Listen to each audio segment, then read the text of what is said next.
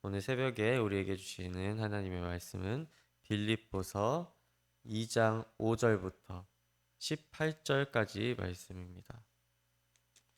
빌립보서 2장 5절부터 18절까지의 말씀입니다. 신약 319쪽에 있습니다. 빌립보서 2장 5절부터 18절 말씀을 저와 여러분이 번갈아서 교독하도록 하겠습니다. 너희 안에 이 마음을 품으라. 곧 그리스도 예수의 마음이니 하나님과 동등됨을 취할 것으로 여기지 아니하시고 오히려 자기를 비워 종의 형체를 가지사 사람들과 같이 되셨고 사람의 모양으로 나타나서 자기를 낮추시고 죽기까지 복종하셨으니 곧 십자가에 죽으시니 이러므로 하나님이 그를 지극히 높여 모든 이름 위에 뛰어난 이름을 주사 하늘에 계신 자들과 땅에 있는 자들과 땅 아래에 있는 자들도 모든 무릎을 예수의 이름에 꿇게 하시고 모든 입으로 예수 그리스도를 주라 시인하여 하나님 아버지께 영광을 돌리게 하셨느니라. 나의 사랑하는 자들아, 내가 나 있을 때뿐 아니라 더욱 지금 나 없을 때에도 항상 복종하여 두렵고 떨림으로 너의 구원을 이루라. 너희 안에서 행하시는 이는 하나님이시니 자기의 기쁘신 뜻을 위하여 너희에게 소원을 두고 행하게 하시나니 이는 너희가 흠이 없고 순전하여 어그러지고 거스르는 세대 가운데서 하나님의 흠 없는 자녀로 세상에서 그들 가운데 빛들로 나타내며 생명의 말씀을 밝혀 나의 다름질이 헛되지 아니하고 수고도 헛되지 아니하므로 그리스도의 나라에 내가 자랑할 것이 있게 하려 함이라.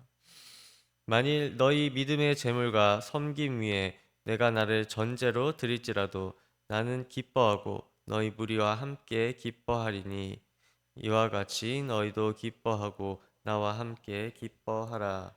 아멘. 계속해서 저번 주부터 우리는 빌립보서 내용을 좀 살펴보고 있습니다. 오늘의 말씀 내용은 크게 두 부분으로 나눌 수 있습니다. 5절부터 11절까지는 예수 그리스도께서 우리를 위해 어떻게 행동하셨는지에 대한 그런 내용과 그 행동에 대한 찬양으로 되어 있고 12절부터 18절까지는 바울이 빌립보 교회 공동체의 구성원들에게 당부하는 내용으로 구성이 되어 있습니다. 먼저 바울은 5절에서 너희 안에 이 마음을 품으라 이렇게 이야기하고 있습니다. 이것은 어떤 마음일까요? 어떤 마음을 품으라고 할까요? 바로 위에 2장 1절부터 4절까지의 그 내용을 말하는 것입니다. 그 내용에 예수 그리스도의 마음은 어떤 것인지 나와 있죠.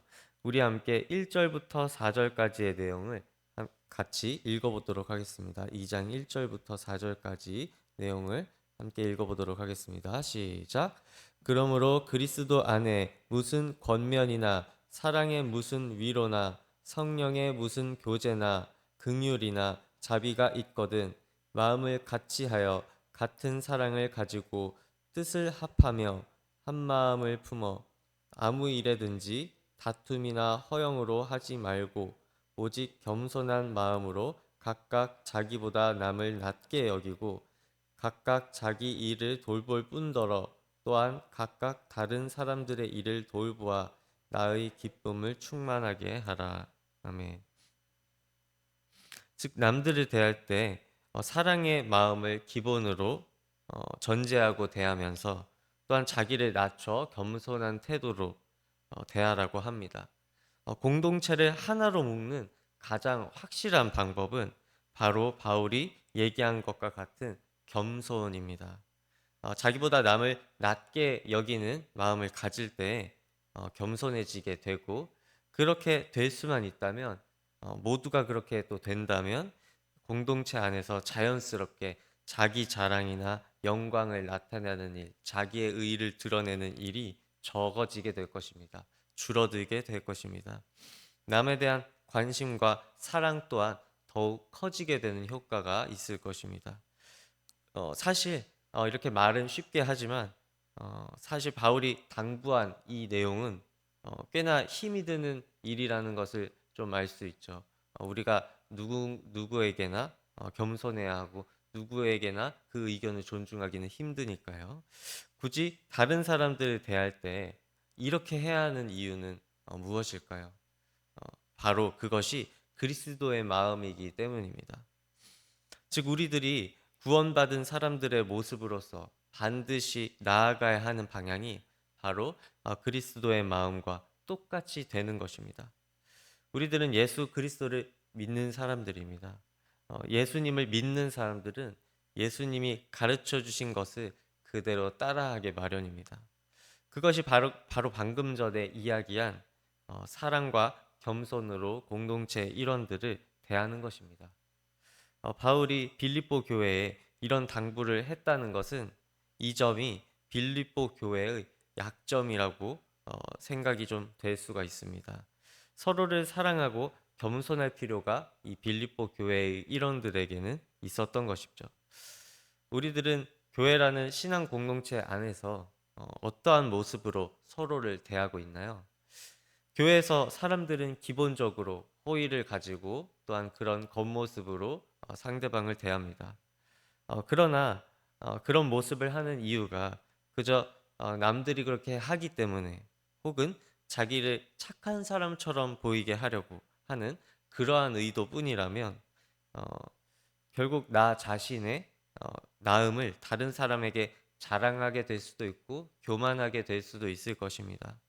그래서 우리는 신앙 공동체 안에서 항상 상대방을 사랑해야 한다는 마음을 의식적으로 한 상태로 상대방을 대하고 또 다른 사람을 나보다 낮게 여기는 다른 사람이 나라는 존재보다 조금 더 낫다 이런 생각을 가지고 상대방의 의견을 존중하고 먼저 들어주는 그러한 습관을 들여야 할 것입니다.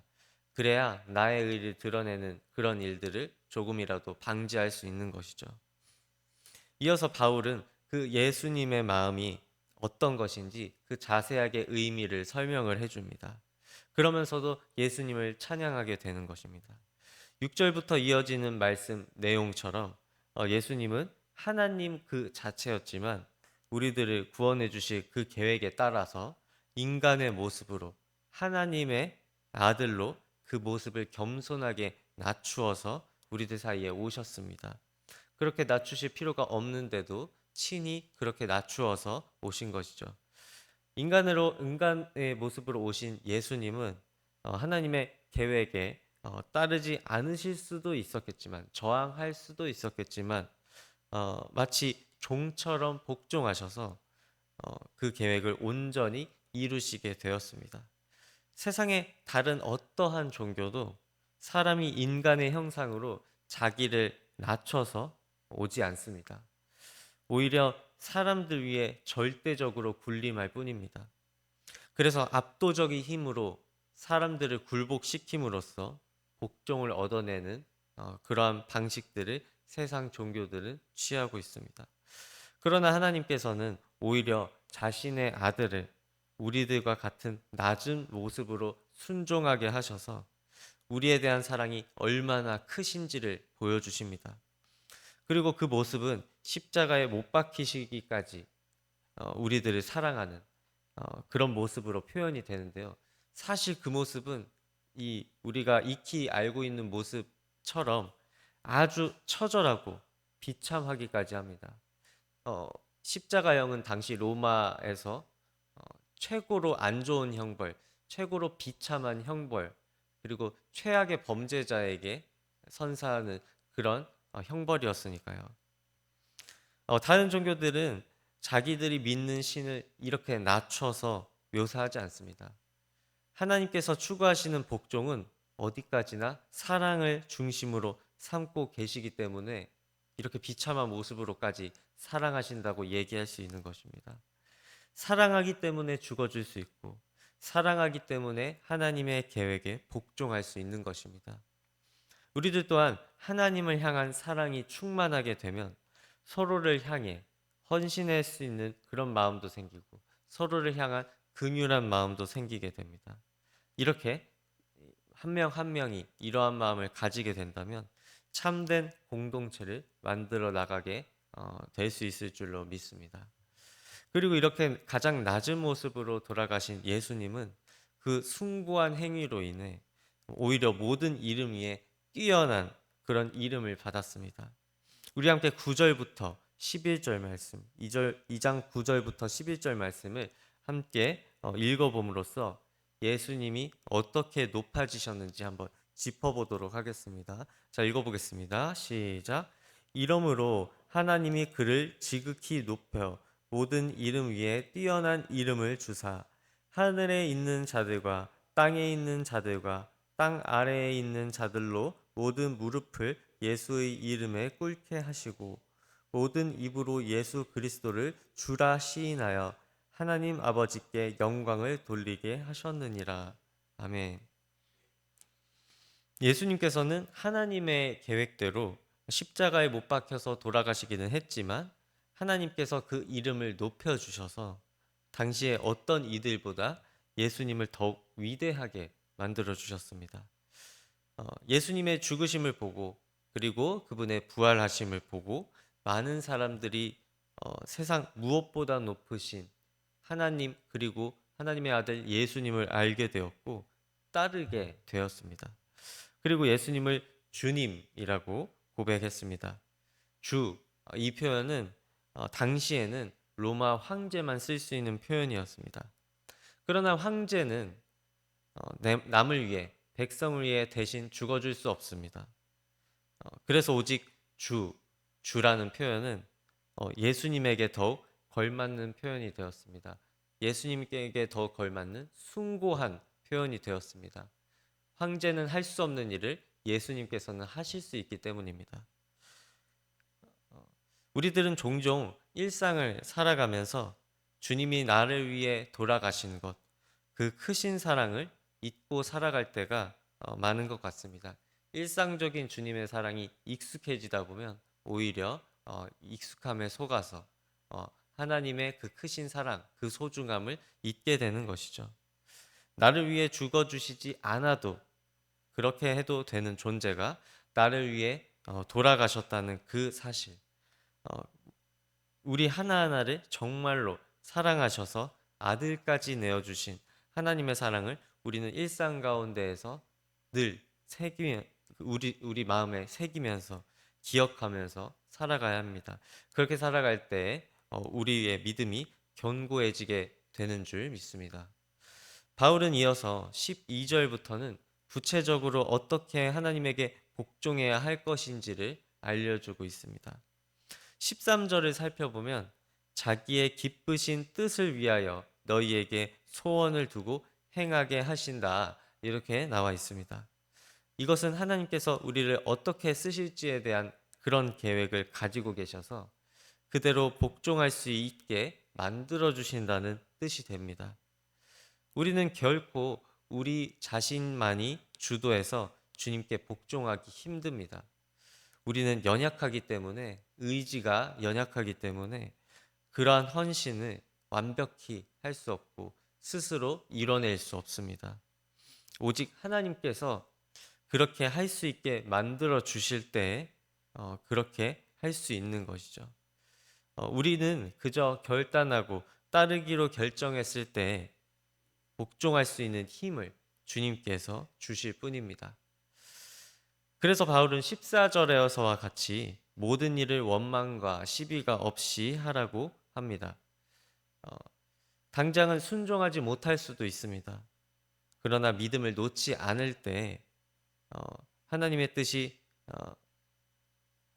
하나님에게 복종하기로 결단할 때 우리 유의할 점이 원망이나 시비가 있으면 복종할 수 없을 것입니다. 우리들 마음에 원망하는 마음이나 하나님이 결정하신 것에 대해서 시시비비를 가지고 싶은 그런 마음이 살아있다면 완벽히 하나님께 복종할 수가 없다는 뜻이죠. 하나님의 뜻이 부당하다고 생각하기 때문입니다. 하나님의 뜻이 부당하고 나의 뜻이 맞다고 생각한다면 그것 자체로 교만이라고 할 수 있습니다. 우리들은 충분히 그렇게 생각할 수가 있습니다. 당장은 순종하지 못할 수도 있습니다. 불만이 있을 수 있습니다. 그러나 믿음을 놓지 않을 때 한순간에 그렇게 되는 것이 아니라 점차적으로 순종할 수 있는 사람들로 주님께서 만들어 주십니다. 그것을 우리는 성화라고 부릅니다. 예수님과 점차적으로 가까워지고 예수님과 점차적으로 닮아지는 것이죠. 그렇게 될 것을 믿는 우리들 모두가 되기를 소망합니다.